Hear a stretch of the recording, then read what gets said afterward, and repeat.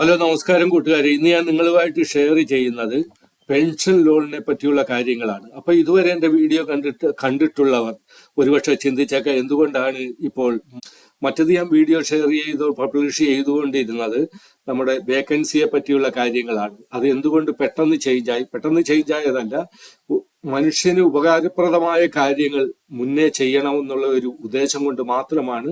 അപ്പോൾ പലരും ആഗ്രഹിക്കുന്നുണ്ട്, എനിക്ക് പെൻഷൻ കിട്ടുന്നുണ്ട്, ആ പെൻഷനിൽ നിന്ന് ലോൺ എടുക്കണം. പക്ഷെ പെൻഷനിൽ നിന്ന് എങ്ങനെ ലോൺ കിട്ടും, അല്ലെങ്കിൽ എവിടെ നിന്ന് ലോൺ കിട്ടും എന്നുള്ള കാര്യങ്ങൾ പലപ്പോഴും നമ്മൾ ചിന്തിച്ചിട്ടുണ്ട്. അല്ലെങ്കിൽ അതിനുള്ള എലിജിബിലിറ്റി എന്താണ്, ഈ ഒരു ചെറിയ ചെറിയ ഇൻഫോർമേഷൻ ആണ്.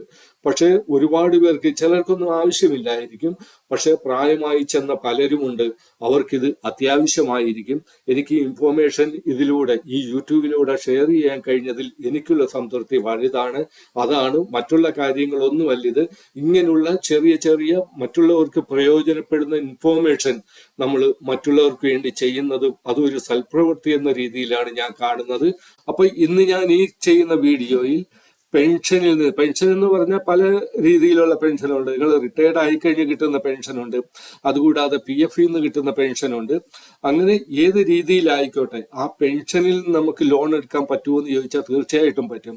അപ്പം ആ ഒരു പെൻഷനെ പറ്റിയാണ്. ഒരിക്കൽ ലോൺ എടുത്തവർക്ക് വീണ്ടും ലോൺ എടുക്കുവാനുള്ള സാധ്യതയുണ്ട്. അതുകൂടാതെ ഫാമിലി പെൻഷൻ, അതായത് ഒരു വ്യക്തിക്ക് പെൻഷൻ കിട്ടിക്കൊണ്ടിരുന്ന് ഇടയ്ക്ക് ആ വ്യക്തി മരണപ്പെടുകയും അവരുടെ ഫാമിലിക്ക് പെൻഷൻ കിട്ടുകയും ചെയ്തു. അപ്പൊ ഫാമിലിക്ക് ലോൺ എടുക്കുവാനുള്ള സാധ്യതയുണ്ടോ? ഒരു പ്രാവശ്യം നമ്മൾ പെൻഷനിൽ നിന്ന് ലോൺ എടുത്തു കഴിഞ്ഞാൽ വീണ്ടും നമുക്ക് പെൻഷൻ എടുക്കാനുള്ള യോഗ്യതയുണ്ടോ എന്നുള്ള കാര്യങ്ങളെ പറ്റിയൊക്കെയാണ് ഇവിടെ സംസാരിക്കുന്നത്. അപ്പൊ വീഡിയോയിലേക്ക് പോകുന്നതിന് മുന്നേ എനിക്ക് നിങ്ങളോടൊരു അഭ്യർത്ഥനയുള്ളത്, നിങ്ങൾ എന്റെ ചാനലിൽ ആദ്യമാണ്, എന്റെ വീഡിയോ ആദ്യമായി കാണുന്നെങ്കിൽ, ഇതുവരെ സബ്സ്ക്രൈബ് ചെയ്തിട്ടില്ലെങ്കിൽ നിങ്ങൾ സബ്സ്ക്രൈബ് ചെയ്യണം. അതുകൂടാതെ ലൈക്കും ചെയ്യണമെന്നുള്ള ഒരു അഭ്യർത്ഥനയാണ്. നിങ്ങൾ സബ്സ്ക്രൈബും ലൈക്കും ചെയ്യുന്നത് വഴിയാണ് എനിക്ക് കിട്ടുന്ന ഒരു മോട്ടിവേഷൻ.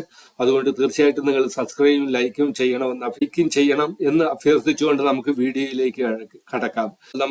നമുക്ക് പെൻഷൻ ഉണ്ട്, പക്ഷെ വേറൊരു വരുമാനം നമുക്കില്ല. നമുക്ക് ചിലപ്പം മക്കൾ ആ ഒരു സമയത്ത് നമ്മുടെ ഇത് ഒരു നിലയിൽ എത്തിക്കാണത്തില്ല, അവരിൽ നിന്ന് ഒരു ഇൻകം നമുക്ക് കിട്ടുന്നില്ലായിരിക്കും, ഒരു സപ്പോർട്ട് നമുക്ക് കിട്ടുന്നില്ലായിരിക്കും. ആ സമയത്ത് നമുക്ക് ഒരു പെട്ടെന്നൊരു പൈസയുടെ ഒരു ഫൈനാൻഷ്യൽ ഒരു ആവശ്യം വന്നാൽ നമുക്ക് തീർച്ചയായിട്ടും പെൻഷനിൽ നിന്ന് നമുക്ക് ലോൺ എടുക്കുവാനുള്ള സാഹചര്യം അത് ഗവൺമെന്റ് ഒരുക്കിയിട്ടുണ്ട്. അപ്പം ഏതൊക്കെ നമുക്ക് പെൻഷൻ ലോൺ എന്താണ് പെൻഷൻ ലോൺ എന്നുള്ളതിനെ പറ്റി ഞാൻ പറഞ്ഞു.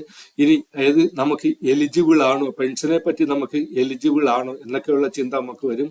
ലോൺ എമൗണ്ട് എത്ര നമുക്ക് കിട്ടും, അല്ലെങ്കിൽ നമ്മുടെ EMI എന്ത്, നമ്മൾ ഇപ്പോൾ എത്ര ലോൺ എടുക്കണം, അതിന്റെ EMI എന്ത് അടയ്ക്കേണ്ടി വരും, what is the age limit, നമുക്ക് ലോൺ എടുക്കുവാനുള്ള ഒരു ഏജ് ലിമിറ്റ് എന്താണ്, ഈ ഉള്ള കാര്യങ്ങളൊക്കെയാണ് നമ്മൾ ചർച്ച ചെയ്യുന്നത്.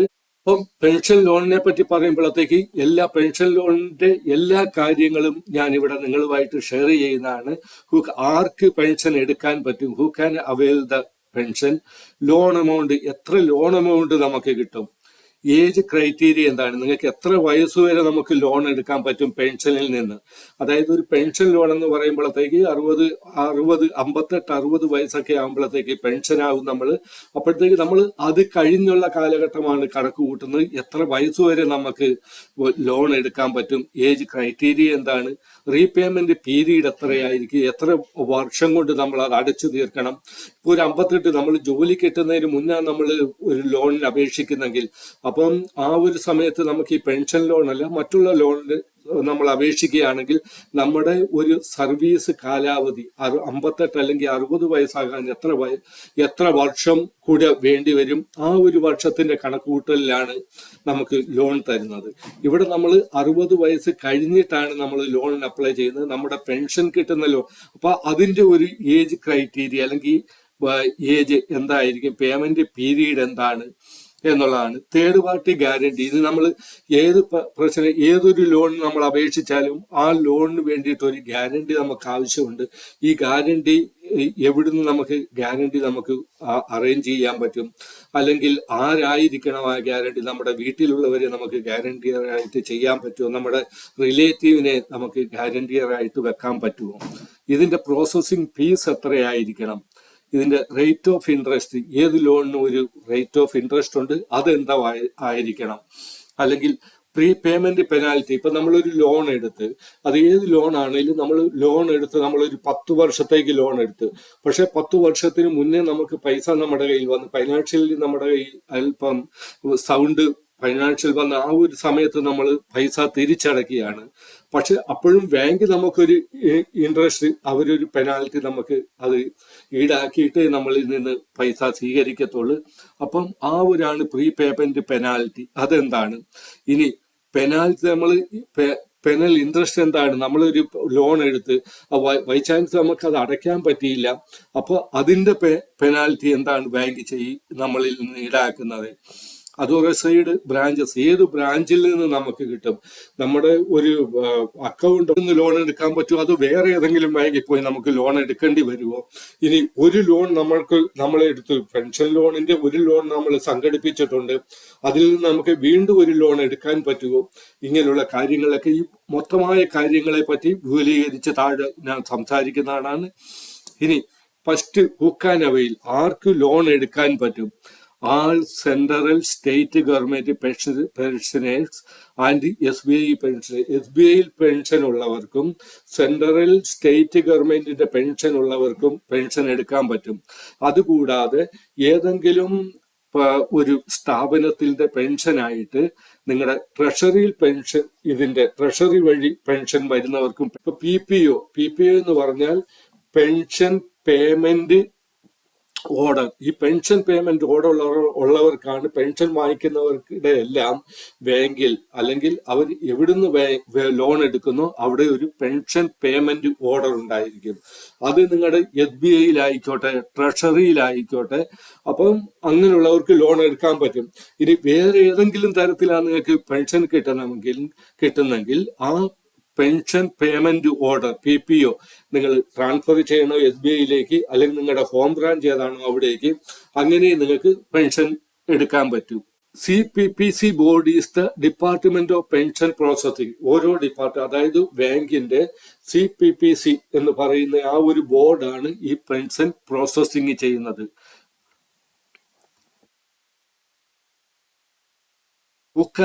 ആർക്ക് പെൻഷൻ നമുക്ക് എടുക്കാൻ പറ്റും? Pensioners are disbursed by government ട്രഷറീസിലൂടെ പെൻഷൻ വരുന്നവർക്ക് ഞാൻ നേരത്തെ പറഞ്ഞ് പെൻഷൻ എടുക്കാൻ പറ്റുമെന്ന്. ഇനി വീണ്ടും പറയുകയാണ്, ആർക്കൊക്കെ ഫാമിലി പെൻഷൻ. ഞാൻ ഫാമിലി പെൻഷൻ എന്ന് പറഞ്ഞ എന്താണെന്ന് പറഞ്ഞ്, ഒരു വ്യക്തി പെൻഷൻ കിട്ടിക്കൊണ്ടിരുന്ന ഒരു വ്യക്തി മരിച്ചുപോയി, ആ വ്യക്തിയുടെ ഫാമിലിക്ക് കിട്ടുന്ന പെൻഷനാണ് ഫാമിലി പെൻഷൻ. അതായത് ഭാര്യ വരാം, അല്ലെങ്കിൽ അവരുടെ ഏതെങ്കിലും റിലേറ്റീവ് വരാം. Pension after the death of the pensioner eligible what ever applicable. അതാണ് ഞാൻ പറഞ്ഞത്, ഒരു പെൻഷൻ കിട്ടിക്കൊണ്ടിരുന്ന ഒരു വ്യക്തി മരിച്ചു കഴിയുമ്പോൾ അത് ഫാമിലിക്ക് ആ പെൻഷൻ കിട്ടുന്നു. ആ ഫാമിലിയിൽ ആർക്കും ആ പെൻഷന് വേണ്ടി അപ്ലൈ ചെയ്യാൻ പറ്റും. ആരുടെ പേരിലാണോ പെൻഷൻ നടന്നുകൊണ്ടിരിക്കുന്നത് ആ ആൾക്ക് വീണ്ടും അപ്ലൈ ചെയ്യാൻ പറ്റും. ഇനി നമുക്ക് നോക്കാം, ലോൺ എമൗണ്ട് നമുക്ക് എന്ത് കിട്ടും? ഫോർ റെഗുലർ പെൻഷൻ, അതായത് റെഗുലർ ആയിട്ട് പെൻഷൻ കിട്ടുന്നവർക്ക് മിനിമം ₹25,000. അതായത് 25,000 കുറഞ്ഞ് നിങ്ങൾക്ക് പെൻഷൻ ലോൺ കിട്ടത്തില്ല. ഏറ്റവും കുറഞ്ഞത് മിനിമം ₹25,000 നിങ്ങൾക്ക് ലോൺ വേണം. ഇതല്ലെങ്കിൽ പിന്നെ മാക്സിമം എന്ന് പറയുന്നത് നിങ്ങൾക്ക് 18 മാസത്തെ പെൻഷൻ. അതായത് ഒരു മാസം, സപ്പോസ് നിങ്ങൾക്ക് ഒരു മാസം 10,000 പെൻഷൻ കിട്ടുന്നുണ്ടെങ്കിൽ നിങ്ങൾക്ക് 18 മാസത്തെ 10,000 × 18 1,80,000 വരെ ഒരു സപ്പോസ്, അതായത് എക്സാമ്പിൾ ഒരു 10,000 പെൻഷൻ കിട്ടുന്ന ആൾക്ക് കിട്ടുന്ന ഒരു എമൗണ്ട് ആണ് ഞാൻ പറഞ്ഞത് 1,80,000. അതായത് എത്രയാണ് നിങ്ങൾക്ക് പെൻഷൻ കിട്ടുന്നത് അതിന്റെ 18 മടങ്ങ് നിങ്ങൾക്ക് ലോണായിട്ട്, പെൻഷൻ ലോണായിട്ട് നിങ്ങൾക്ക് കിട്ടും. ഇനി മാക്സിമം ലോൺ എമൗണ്ട് നമുക്ക് എത്ര കിട്ടും? ഇപ്പൊ നമ്മൾ നോക്കുന്നത് ഏതൊക്കെ ഏജിലുള്ളവർക്ക് ആ ഏജിന്റെ ക്രൈറ്റീരിയ അനുസരിച്ച് എങ്ങനെയാണ് പെൻഷൻ കിട്ടുന്നത്. ഇപ്പം 20 ലക്ഷം വരെ കിട്ടും up to 72 years of age. അതായത് നമ്മൾ ഒരു 58-60 വയസ്സായ നമ്മൾ പെൻഷനായി. അപ്പം 72 ഇയറിനുള്ളിലാണ് നമ്മളെങ്കിൽ 20 ലക്ഷം നമുക്ക് കിട്ടും. ഇനി 12 ലക്ഷം കിട്ടും. ഇനി നമുക്ക് 72 ഇയർ കഴിഞ്ഞെങ്കിൽ 72 ഇയറിനുള്ളിലാണെങ്കിൽ നമുക്ക് 20 ലക്ഷം കിട്ടും. അതല്ല 72 ഇയർ കഴിഞ്ഞെങ്കിൽ നമുക്ക് 12 ലക്ഷം കിട്ടും. ഇനി 74 തൊട്ട് 76 വരെ 74 ഏജ് തൊട്ട് 76 ഏജ് വരെ നമുക്ക് 7,50,000 കിട്ടും. ഇതാണ് നമ്മുടെ ഒരു കണക്കുകൂട്ടലിൽ പറയുന്നത്. NMB net monthly pension not be exceeded 50%.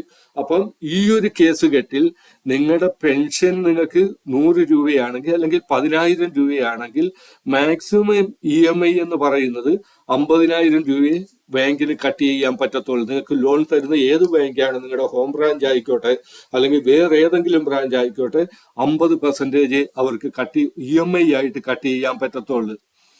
അതാണ് ഇവിടെ separate. Only 50% of pension amount can deduct for monthly EMI for pension loan. Family പെൻഷനെ പറ്റി ഞാൻ പറഞ്ഞു. ഫാമിലി പെൻഷനും എങ്ങനെയാണ് നമുക്ക് കിട്ടുന്നത് നോക്കാം.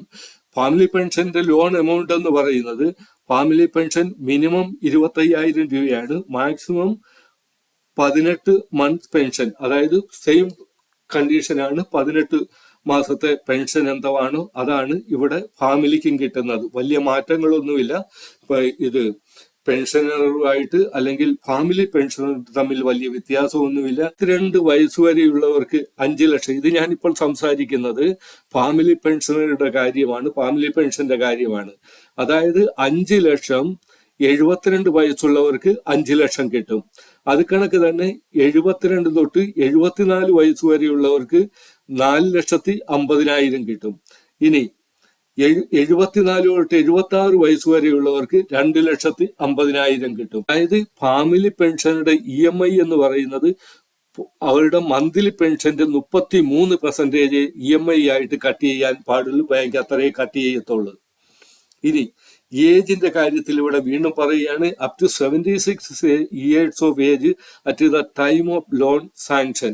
നിങ്ങൾക്ക് 76 വയസ്സ് വരെ ലോൺ എടുക്കാനുള്ള നിങ്ങൾക്ക് എലിജിബിലിറ്റി ഉണ്ട്. ഏജ് ക്രൈറ്റീരിയ എന്ന് പറയുന്നത് മാക്സിമം ഏജ് ആണ് ഇവിടെ പറയുന്നത്. നിങ്ങൾ 76 വയസ്സ് വരെ നിങ്ങൾക്ക് ഈ പെൻഷൻ ലോൺ നിങ്ങൾക്ക് കിട്ടും. ഇനി റീപേയ്മെന്റ് എങ്ങനെയാണ്? Repayment period 72 months loan to be paid by 78 years of age. അതായത് 78 ഇയേഴ്സ് ഉള്ള ഒരാള് 72 month loan to be repaid, അങ്ങനെയുള്ള ഒരു EMI-യിലാണ് അത് വരുന്നത്. ഇനി ഗ്യാരണ്ടി, തേർഡ് പാർട്ടി ഗ്യാരണ്ടിയെ പറ്റിയാണ് പറയുന്നത്. Regular pensioner having PPO with your bank നിൽ. അതായത് ഈ ഒരു ഗ്യാരണ്ടി കൊടുക്കേണ്ടത് ആർക്കൊക്കെയാണെന്നാണ് പറയുന്നത്. ഇത് റെഗുലർ പെൻഷനറാണ്. അവരുടെ PPO, ഞാൻ പറഞ്ഞു പെൻഷൻ പേയ്മെന്റ് ഓർഡർ, അത് SBI-യിലാണെങ്കിൽ നിങ്ങൾക്ക് ഗ്യാരണ്ടി കൊടുക്കേണ്ട കാര്യമില്ല. ഇനി other regular pensioners third party guarantee, other മറ്റുള്ളവർക്ക് തേർഡ് പാർട്ടി ഗ്യാരണ്ടിയാണ് കൊടുക്കേണ്ടത്. അവരുടെ വൈഫ് ആയിക്കോട്ടെ ഹസ്ബൻഡ് ആയിക്കോട്ടെ eligible for family pension.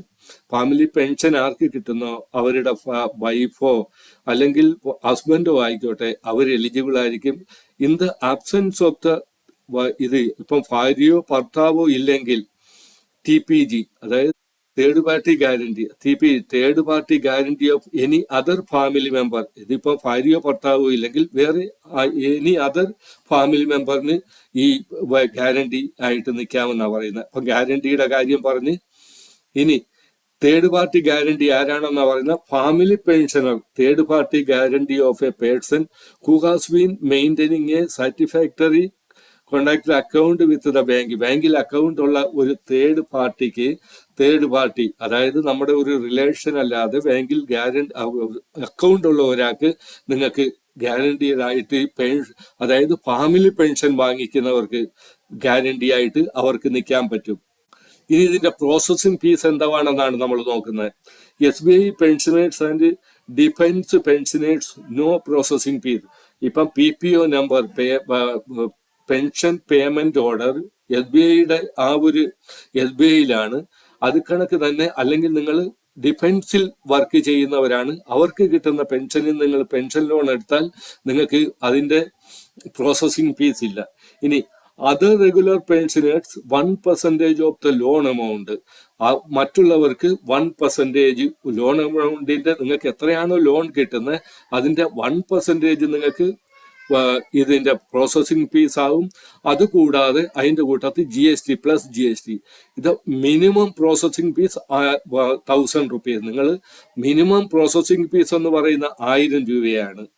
Maximum എന്ന് പറയുന്ന 10,000 പ്ലസ് GST ആണ്. ഇതാണ് SBI pension loan interest rate ആണ് ഇവിടെ പറയുന്നത്. SBI pension loan 11.60%. Jai Jawan pension loan അത് യോജനയാണ്. അത് 11.60%. Pension loan to treasury PSU pensioners അത് 11.60 തൊട്ട് 12.10 വരെ വരും. പ്രീ അപ്രൂവ്ഡ് പെൻഷൻ ലോൺ അത് 11.60% ആണ്. ഇനി പേയ്മെന്റ് പെനാൽറ്റി. ഇപ്പൊ പേയ്മെന്റ് പെനാൽറ്റി എന്ന് പറയുന്നത് ഞാൻ നേരത്തെ പറഞ്ഞ് നമ്മുടെ കാലാവധി തീരുന്നതിന് മുന്നേ നമ്മുടെ ഈ ഫൈനാൻഷ്യൽ അല്പം ക്യാഷ് നമ്മുടെ കയ്യിൽ വന്ന് നമ്മൾ നമ്മുടെ ലോൺ തിരിച്ചടക്കുകയാണ് പെട്ടെന്ന്. അപ്പോഴും 2% പ്രീപെയ്ഡ് എമൗണ്ട്, അതായത് നമ്മൾ എത്രയാ ഫ്രീ ആയിട്ട് നമ്മൾ പ്രീപെയ്ഡ് എമൗണ്ട് ചെയ്യുന്നത്, നമ്മൾ എത്രയാ തിരിച്ചടയ്ക്കുന്ന ഒന്നിച്ച് അതിന്റെ 2% അവർ പെനാൽറ്റി ആയിട്ട് നമ്മളിൽ നിന്ന് എടുക്കും. പ്രീപേയ്മെന്റ് പെനാൽറ്റി ആയിട്ട് എടുക്കും. നിങ്ങൾ പെൻഷൻ ലോൺ എടുത്ത് നിങ്ങൾ അടച്ചില്ല, അപ്പം മന്ത്ലി നോക്കിയിട്ട് അതിന്റെ 2% നിങ്ങൾക്ക് പെനാൽറ്റി അവര് ബാങ്ക് നിങ്ങൾക്ക് ഇത് ചെയ്യും. ഫോർ ഇനി അതോറൈസ്ഡ് ബ്രാഞ്ച്, നിങ്ങൾ ഏത് ബ്രാഞ്ചിൽ നിന്ന് പിന്നെ പേയ്മെന്റ് കിട്ടും, അല്ലെങ്കിൽ ഏത് ബ്രാഞ്ചിൽ നിന്ന് നിങ്ങൾക്ക് ലോൺ കിട്ടുമെന്നുള്ള ഒരു സംശയം നിങ്ങൾക്ക് വരും. അപ്പൊ അതിനുള്ള ഒരു ഇതാണ് for regular family pensioner maintaining their PPO with SBI.